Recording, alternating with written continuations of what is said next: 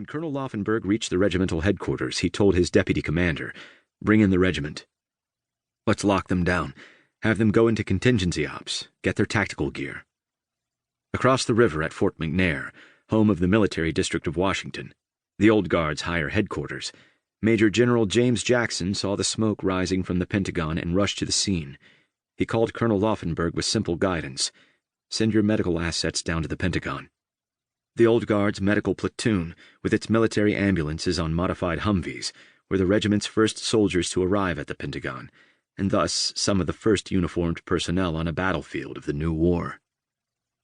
Back at Fort Myer, the threat of more attacks locked down the base.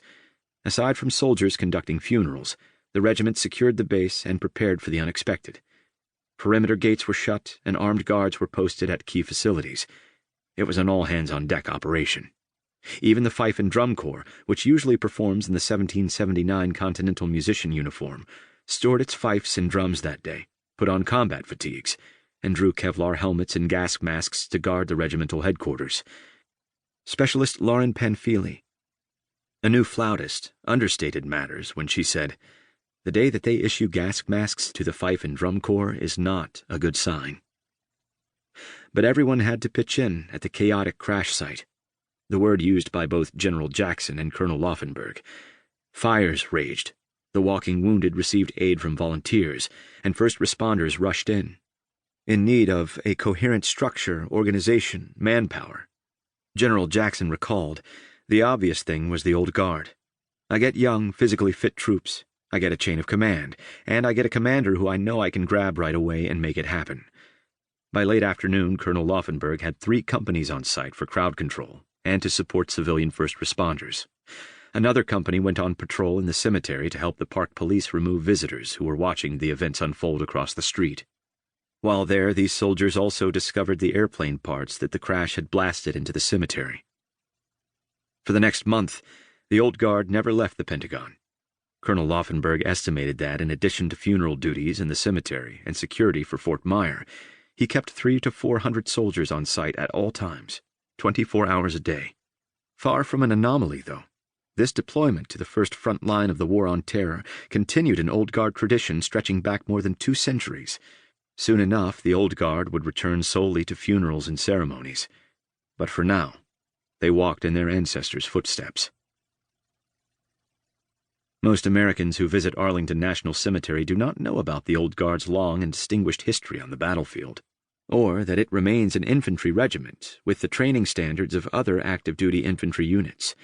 They do not see soldiers loading combat gear for the drive to training ranges at Fort A.P. Hill, 90 miles to the south. They observe, instead, the changing of the guard at the Tomb of the Unknown Soldier, watch the horse-drawn caisson roll along Arlington's avenues, or catch a glimpse of soldiers marching in a funeral. These funerals and ceremonies are indeed the Old Guard's primary missions, as they have been since 1948. Yet the regiment's lineage runs back 3 times longer in American history. Indeed, the Old Guard is older than our Constitution. For more than a century and a half, the Old Guard fought our nation's battles from the frontier to the Civil War, from Mexico to the Philippines. The Old Guard is literally the Old Guard, the oldest active-duty infantry regiment in the Army. Old Guard soldiers live this history every day. Their uniforms bear distinctive insignia, such as the 18th-century buff strap to commemorate the regiment's origins, and some soldiers wear a colonial uniform for ceremonies. The soldiers march with bayonets fixed, a privilege reserved only to the Old Guard, to honor the regiment's bravery in the Mexican War. And the regimental colors bear 55 campaign streamers to celebrate the Old Guard's history of battlefield valor.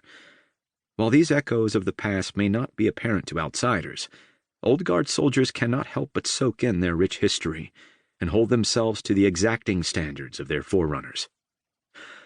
The professionalism, the precision, and the striving toward perfection for which the Old Guard is so well known have their roots not only in the history and solemnity of Arlington, but also in the regiment's own distinguished history. That story begins with the Old Guard's colonial roots and its early defense of our young republic. Origins. I am sometimes asked why the Old Guard is the oldest active infantry regiment in the Army. Why do more regiments not trace their lineage to the colonial era? The answer lies chiefly in the founding generation's skepticism of standing armies.